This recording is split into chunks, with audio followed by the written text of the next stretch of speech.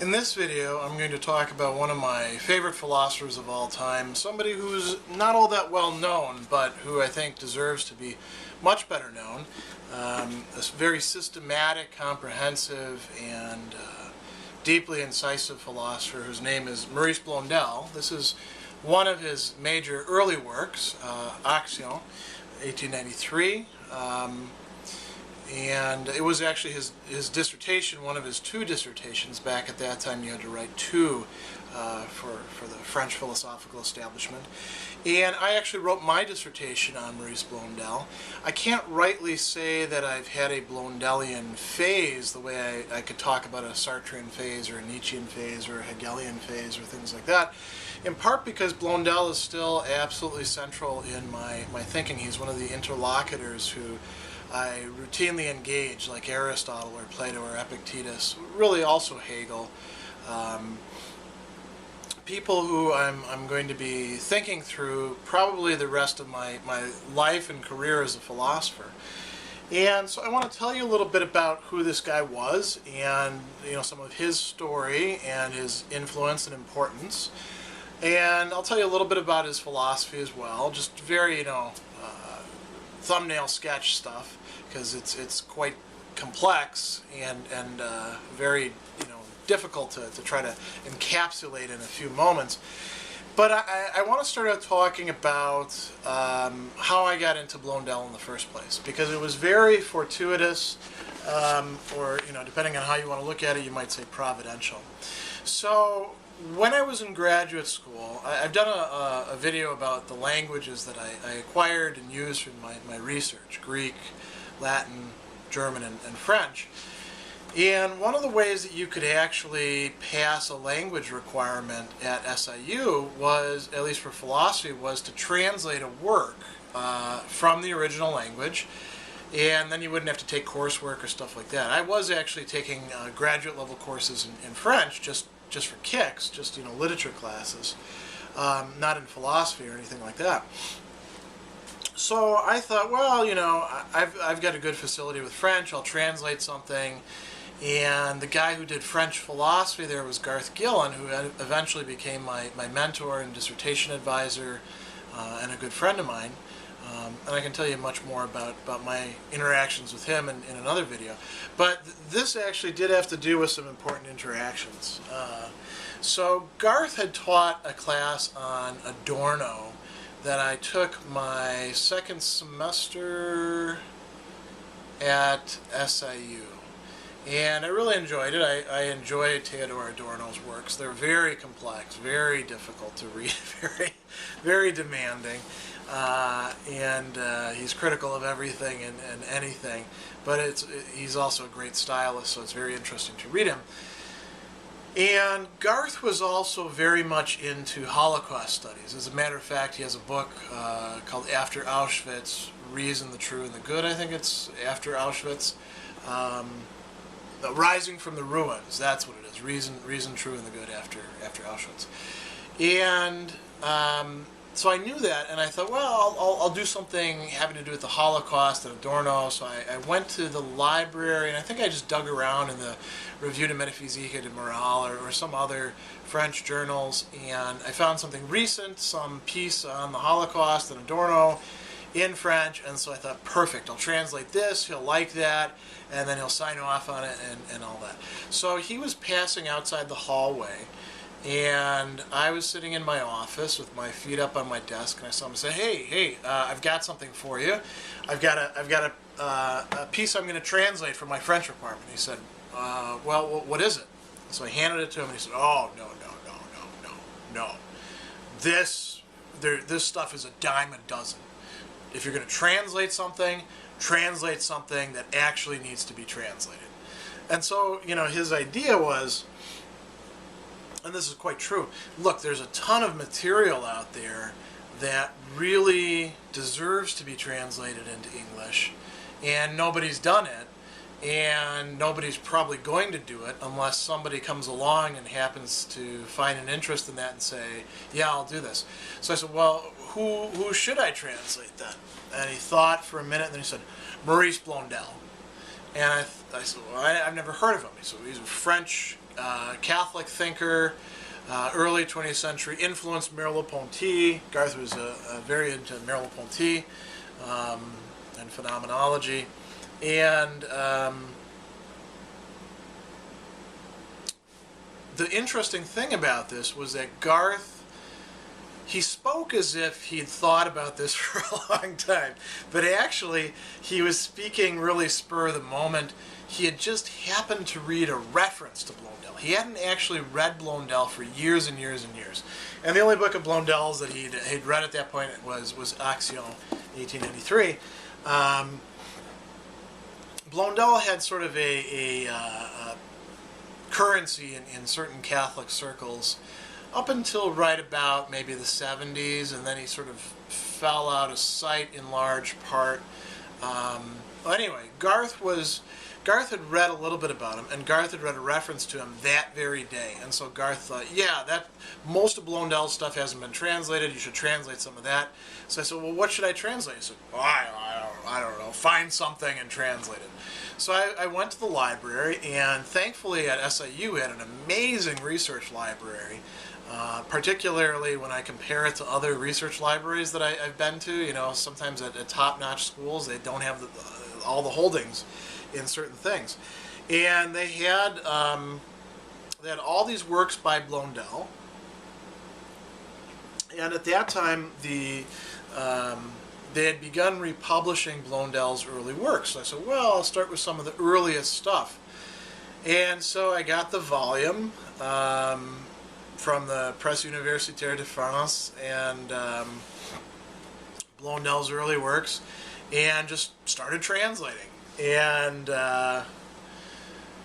what ended up happening was I translated, well, this happened to me twice. So I translated a good portion of what ends up being this work. Now, this isn't my translation. This is a translation that's been out for a long time by Drew and Trethowen. And it's part of the Ressourcement series, a great series by Erdmans. And it's got two works in it, the Letter on Apologetics and History and Dogma. And I'll talk about those in just a few minutes when I talk about Blondel's thought.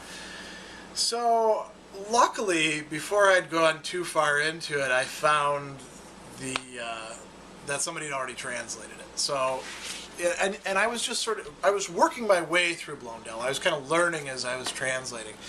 And I was fascinated by his thought because it was just amazing stuff. But it was very complex. His writing is rather turgid, and you know, it's this vast systematic discussion of things. So it is rather difficult to render well. I mean, it's not even great French, quite honestly. There was a critic, and I forgot who it was, that said that Blondel actually needed to be translated into French, and the guy wrote French in the first place, so you know that's a sign.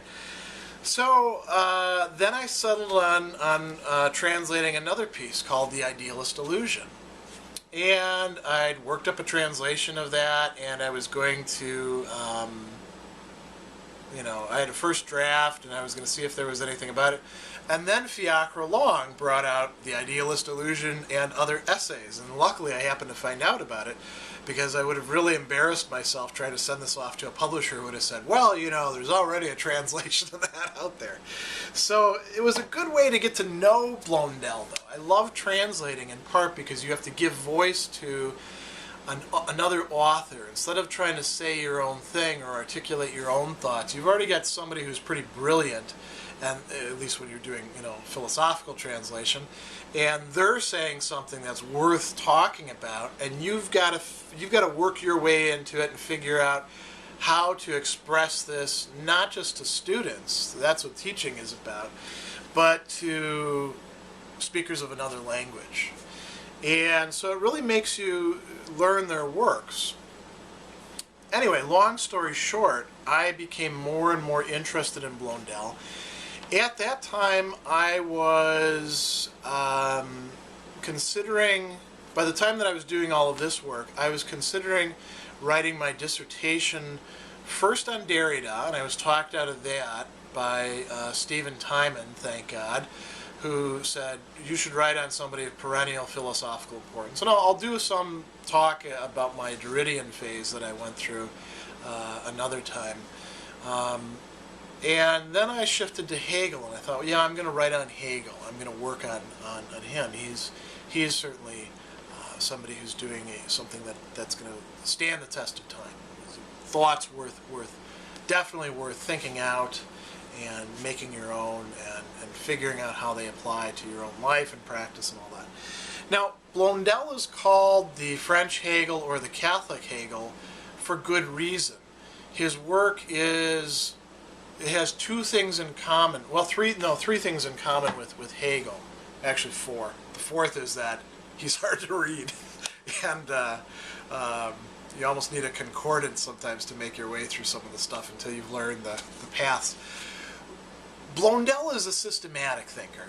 So this book, Action 1893, it's called An Essay on a Critique of Life and a Science of Practice, and it's organized into all these chapters, and he analyzes action, the concept, the phenomenon, the reality of action, its constituents, what it requires, what it points us towards, moving from the simplest things all the way up to politics, religion, culture, history, all those sorts of things. So that sounds a lot like Hegel too, doesn't it? Blondel is also a dialectical philosopher, similar to Hegel. In fact, I would say he's actually more dialectical than Hegel. He's taken the dialectic further than Hegel did. Hegel wasn't dialectic enough. That's a common complaint made about Hegel by his heirs, like somebody like Marx, a materialist. Blondel is steering it in a very different way. And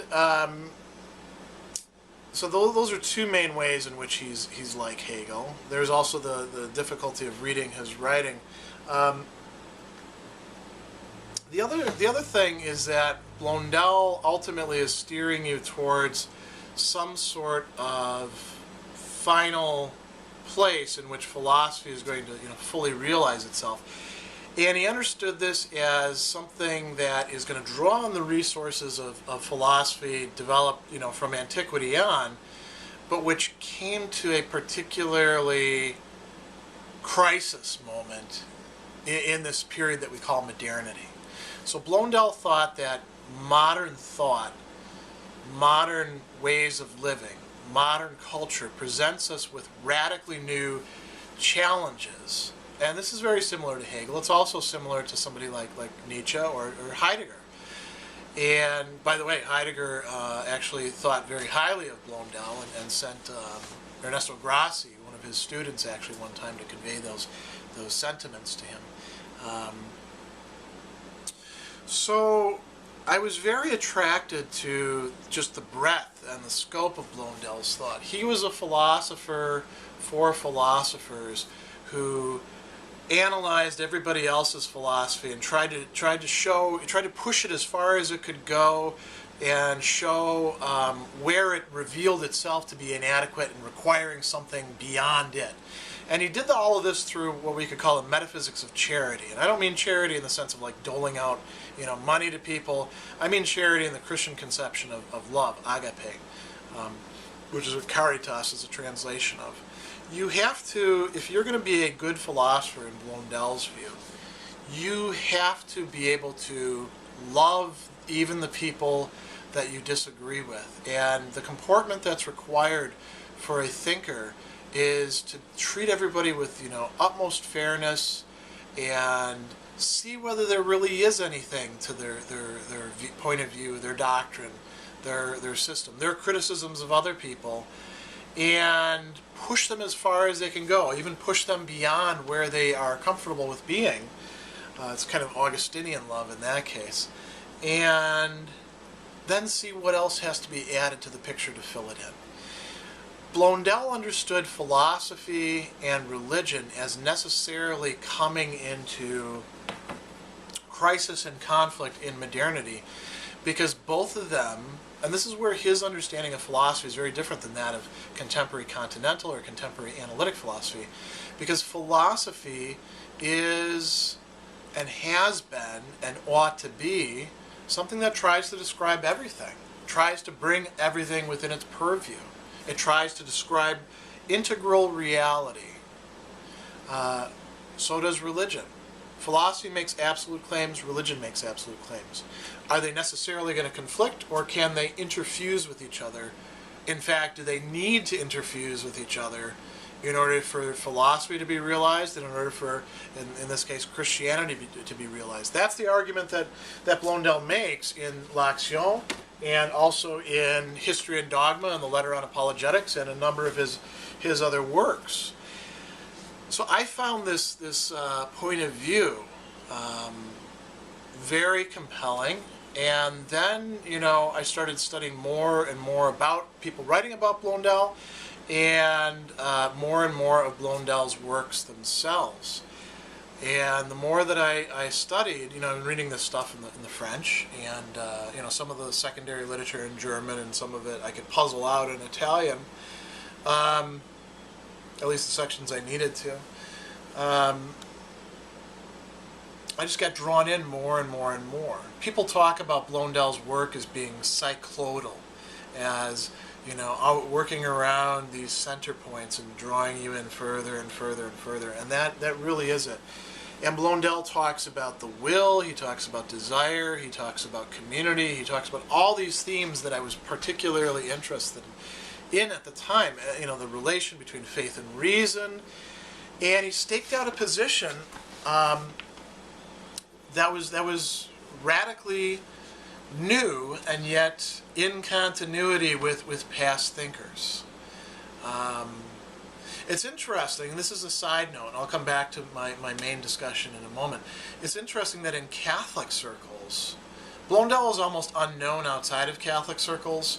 That wasn't the case prior to World War II. He was a major force in French philosophy. He influenced, along with Bergson, phenomenology. Max Scheler invited him to be part of the Kantian, and Blondel turned him down. Heidegger, like I pointed out, knew who the guy was, sent one of his students to talk to him. William James interacted with Blondel. He was one of the big heavy hitters of late 19th century and early 20th century French philosophy, at least as important as Henri Bergson or any of the other people that you could compare him to at the time. In Catholic circles, Blondel became embroiled in what was called the modernist controversy. And this was something that really got its spur from a document called the Pascendi, and then the Lamentabili from Pope Pius X, which defined this heresy of modernism, which was connected with contemporary philosophy and theological studies and biblical studies and all these sorts of things. And there actually were modernists at the time, because Blondel interacted with them and told them how they were wrong. And in the Letter on Apologetics and History and Dogma, he's keen to sort of say, well, look, the old way, you can't just say we're going to regurgitate Thomas Aquinas and that'll solve everything. We have to think things out in radically new ways. At the same time, this has to be in continuity with the past, and you can't just throw it away and say, well, it's sort of all up for grabs, or there were a lot of different things to it. I'm going to sort of skip through the story fairly quickly. In any case, there were certain Thomists, like Garrigou-Lagrange, for example, who admitted that he did not understand Blondel's work at all. He said, I've read it and I can't understand it, who consistently attacked Blondel as a modernist. And so within Catholic circles, and very conservative Catholic circles, he's if you say you're a Blondel person, they think you're heterodox. The irony is that those of us who are still around as Blondel scholars tend to be on the more traditional, even conservative side of things. Blondel's thought led to Vatican II through several different paths. He influenced all of the Nouvelle Théologie people, like Henri de Lubac, Jean Danielou. He also influenced the Transcendental Thomists from Marechal all the way to Rahner, and then later on Lonergan. Yves Simon called him the philosopher of Vatican II for good reason. Or maybe it was Xavier Rhine. I'm maybe mixing those two up. In any case, I had come back to the church because of the intellectual tradition that I found there. And this was at the same time that, John Paul II is coming out with Fides et Ratio and talking about all these great things. A lot of powerful movement of thought going on at the time. And so Blondel had been, thinking about these issues 100 years before that. And so I latched onto this, and I saw this as being really, really central. I would like to also make one other digression and point out a book that I think is particularly worth getting your hands on if you want to know anything about Maurice Blondel. It's by the guy who actually translated, he was the second translator of Actio 1893. The first translation was not very good. Oliva Blanchette at Boston College has taught Blondel for decades. I almost said centuries, decades. And he's actually still doing quite well. I met him at a conference recently, and I was a little starstruck because this is a guy who I corresponded with, back when I first started studying Blondel, and he is sort of like, he's the grandfather of Blondel studies here in the United States. In any case, he recently came out with a book that I actually reviewed in a journal, Maurice Blondel, A Philosophical Life. If you want to know about the guy and you want to see the context of Blondel in his time, this is a book that's you just have to have. There's a few other great Blondel books that I could bring up as well, but I'm gonna skip over that for the time being. So I wrote my dissertation on Blondel, and that ended up taking me about 3 years to research and write. And I really enjoyed it. I think I overreached quite a bit. I tried to analyze 3 major conceptions in Blondel's thought, and each one of them probably merits its own book. And then I tried to tie it in also with this, massive discussion of Catholic intellectual life and thought in the 20th century, beginning with the Pascendi, ending with Fides et Ratio. And it was very ambitious, totally unpublishable, but a great exercise, great time for me to work on this. And not only to read Blondel and meditate on his thought and try to work it through, but also to see what other people were writing and talking about when it came to Blondel. And I had a few conference papers, some of which became articles that came out of that period. Later on, I would actually do something different with Blondel, and that's where most of my work on him has been in the last, say, 6 years. And this ties in with the Christian philosophy debates stuff that is the subject of my first book. Blondel got involved in this debate in the 1930s about the Christian philosophy, about the possibility, the reality, the nature of Christian philosophy. People were using the term, and some people said, look, that doesn't mean anything. There's no such thing as Christian philosophy. If it's Christian, it can't be philosophy. If it's philosophy, it can't be Christian. Other people said, a whole variety of other positions. So Thomas is Christian philosophy, provided you just rigidly distinguish the theology from the philosophy. Of course, nobody could agree on exactly where the dividing lines were. And it got very, very complex, drew in about 50 or 60 different French intellectuals, some of them secular, what we would now call secularists, many of them Catholic, quite a few of them actually Reformed Protestant, and then it spurred a later French Reformed Protestant debate in the 1940s and 50s, and it spilled over into other areas, and it comes up now and again in different spots. In any case, this colleague of mine, Adrian Paps, sent me some documents that Blondel had written in the debates, and said, why don't you translate this stuff? And I thought, well, you know, I'd wanted to translate Blondel for quite a while, and I actually have a draft of his 1927 work, Patria Humanite, just sitting there that I haven't done anything with for years. I should polish it up and send it out. And I began trying to translate one of the books of his later metaphysical trilogy, L'Être et les Êtres, Being and Beings, which is the second book in that, the third volume, and it's a 5-volume, three book set. And this was more manageable. This was like smaller articles, and I thought, yeah, okay, I could do that.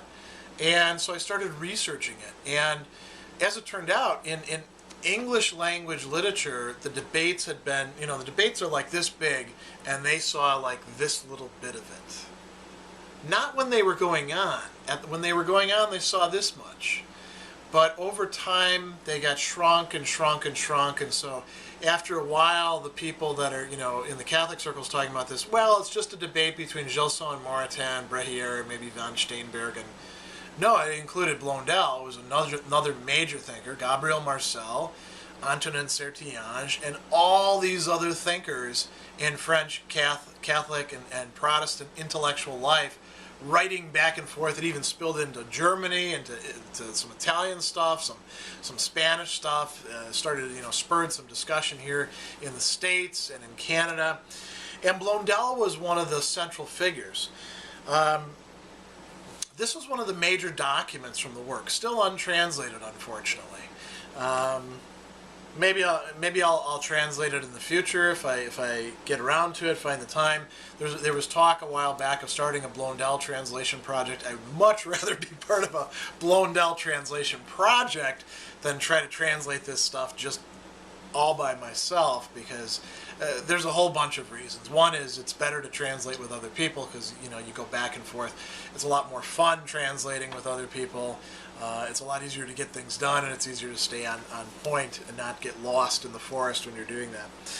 Well, anyway, he not only wrote this book, he wrote a number of important articles, and I translated 4 of those along with another 8 other articles or pieces as the main body of my first book, which came out with Catholic University of America Press a few years back, 2011, called Reason Fulfilled by Revelation, the 1930s Christian Philosophy Debates in France. And so I was trying to give Blondel's voice back. I was trying to bring him back into the spotlight and show that he was just as central to the debate as people whose works have been translated, like Étienne Gilson or Jacques Maritain, or Émile Brehier. Brehier's stuff has been translated too, mainly his History of Philosophy. And so I got drawn into that aspect of Blondel. In the last several years since that book has been published, I've been spending more time going back to other things in Blondel, going back to the metaphysical trilogy, going back to Action 1893, this first early work. Also going back to another thing that I really enjoy. This is called the Carnet Intime. These are his notebooks that he journaled in as he was working out his dissertation, as he was thinking about it. And it was part of a spiritual practice for him. It's really interesting to see his thought developing. So I don't know exactly what I'm going to do with Blondel other than think along with him. I can tell you this, that within the next year or two, and there's a few other projects I want to get out of the way, I am going to do a YouTube series specifically on Action 1893, going through the entire book. I think I will probably wait until I've done Hegel's Phenomenology of Spirit before I do that, because I'd promised to do that. But Blondel definitely deserves to be well known. He's been extremely fruitful for my thought. He's been somebody I've learned a lot from. Oftentimes things that changed me in the process for the better, because I was able to recognize my own failings as a philosopher, as a thinker, and as a friend, as a father, as a boyfriend, fiance, husband. Blondel has been somebody very good for helping me think about what I want to do. And again, his thought is so rich, so complex. It's easy to sort of get lost in it and just, be struck with awe, the way one often does with Hegel as well. So I could talk for hours about this, but I think I should draw this to a close at this point. I'm sure that some of you will have questions or comments about this, and I welcome them, and I'll try to respond to all of them.